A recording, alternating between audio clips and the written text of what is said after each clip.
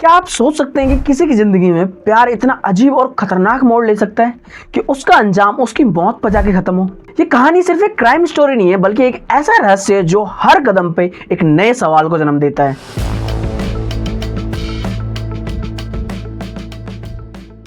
तो बात है 10 फरवरी 2023 की। दिल्ली से करीब 50 किलोमीटर दूर हरियाणा के झज्जर गांव में एक परिवार रहता था। इस परिवार में 2 बेटियां थीं, दोनों पढ़ाई के लिए दिल्ली में रहती थी। निक्की, जो कि परिवार की बड़ी बेटी थी, वो अपनी माँ को डेली फ़ोन किया करती थी, लेकिन इस दिन उसका फ़ोन नहीं आया था। उसके परिवार वालों ने सोचा शायद वो बिज़ी होगी, इस वजह से कोई कॉल नहीं आया। तो अगले दिन वो खुद ही उसे कॉल करते हैं, पर नंबर स्विच ऑफ होता है। अब यहाँ से परिवार वालों को थोड़ी चिंता होनी स्टार्ट हो गई। छोटी बहन को कॉल किया गया तो पता चला कि वो अपने दोस्तों के साथ घूमने गई है। पर जब दोस्तों को कॉल किया गया तो पता चला कि वो किसी लड़की के साथ नहीं, बल्कि एक लड़के के साथ घूमने गई है, जिसका नाम साहिल गहलोत था। अब निक्की के पापा ने सीधे साहिल से बात करने का फैसला किया। साहिल ने उन्हें बताया, अंकल मेरी शादी है और मैं फंक्शन में बिजी हूँ।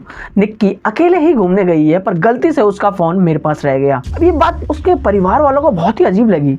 मतलब लड़की घूमने गई है पर अपना फ़ोन किसी लड़के के पास छोड़ के गई है। खैर, साहिल की शादी हो गई, लेकिन 2-3 दिन बीत गए पर निक्की अभी तक घर नहीं लौटी। निक्की के पिता ने पुलिस में शिकायत दर्ज करवाई और फर्दर इन्वेस्टिगेशन स्टार्ट हो गया। 14 फरवरी 2023 वैलेंटाइन डे, दिल्ली के पास ही एक ढाबे पर पुलिस पहुंचती है, जिसका नाम था खाओ पियो ढाबा।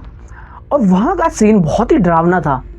तभी पुलिस की नज़र एक फ्रिज पे पड़ती है, जो कि दीवार की तरफ मुंह करके रखा हुआ था और उसके चारों ओर से रस्सी बंधा हुआ था, लेकिन ये फ्रिज चालू था। जब फ्रिज को खोलकर देखा जाता है तो सबके होश उड़ जाते हैं, क्योंकि फ्रिज के अंदर निक्की की लाश थी। इस मोड़ पे कहानी और भी ज़्यादा खौफनाक हो जाती है जब पता चलता है कि इस ढाबे का मालिक कोई और नहीं बल्कि साहिल गहलोत है। तो पुलिस साहिल को अरेस्ट करती है और उससे सब सख्ती से पूछताछ की जाती है। तो कहानी का वो सच सामने आता है जो किसी को भी झकझोर दे। साहिल से पूछताछ हुई तो उसने सच कबूल किया। साहिल ने बताया कि उसने ही निक्की का मर्डर किया है। पर यहाँ सवाल ये उठता है कि उसने आखिर ऐसा किया क्यों। साहिल और निक्की की मुलाकात 2018 में हुई थी, जब दोनों दिल्ली में कोचिंग के लिए आते थे। बस स्टॉप पर डेली मिलते थे। धीरे धीरे दोनों में दोस्ती हुई और फिर प्यार हो गया। 1 अक्टूबर 2020 को दोनों ने शादी कर ली। अब तक सब कुछ ठीक चल रहा था। साहिल के घर वालों को उसकी शादी के बारे में नहीं पता था, लेकिन जब साहिल ने अपने घर वालों को ये बात बताई तो उन्होंने निक्की को अपनाने से मना कर दिया। साहिल यहाँ पर कुछ नहीं बोलता है, वो सिर्फ देखता रहता है और फिर उसके बाद उसके घर वाले उसकी शादी कहीं और फिक्स कर देते हैं।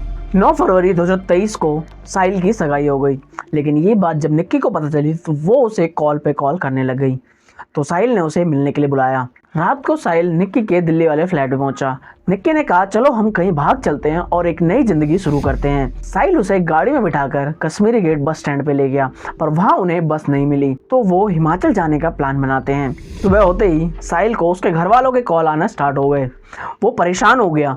निक्की अब तक उसका सपोर्ट कर रही थी, लेकिन बात तब बिगड़ी जब निक्की ने कहा, अगर तुमने मेरा साथ नहीं दिया तो हमारी शादी के सबूत सबको दिखा दूंगी। साहिल गुस्से में पागल हो गया। उसने गाड़ी निगम बोध घाट के पार्किंग की तरफ मोड़ी और वहां चार्जर के डाटा केबल से उसने निक्की का गला घोट के मार डाला। और फिर साहिल ने निक्की की लाश को सीट बेल्ट से बांधा और अपने ढाबे पे ले गया और वहां उसने फ्रिज में रख दिया उसे, और फिर फ्रिज ऑन कर दिया ताकि उसकी बॉडी खराब ना हो। उसी दिन रात में साहिल ने दूसरी शादी कर ली और फिर अगले 3 दिनों तक निक्की के परिवार वालों को झूठ बोलता रहा। पुलिस की पूछताछ में ये बात सामने आई है कि साहिल के घर वालों को सब कुछ पता था। इनफैक्ट वो नहीं चाहते थे कि निक्की उनके घर की बहू बने, इसलिए उन्होंने ही साहिल को निक्की को मारने का सलाह दिया था। यहाँ तक कि साहिल ने निक्की को मारने का पूरा प्लान बना रखा था। वो पहले उसे किसी गाड़ी के सामने धक्का देने वाला था और वो ऐसा नहीं कर सका तो फिर उसने ये किया। निक्की को मारने के बाद साहिल ने सोचा था कि वो अपने हनीमून पर जाकर इसकी लाश को किसी खाई में फेंक देगा, पर वो ऐसा कर पाता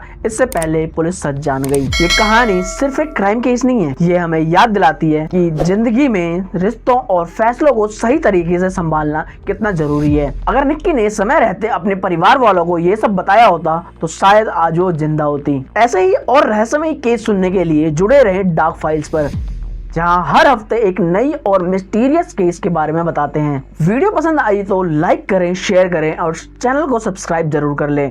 और मिलते हैं अगले हफ्ते एक नई मिस्टीरियस क्राइम फाइल के साथ। तब तक सुरक्षित रहें।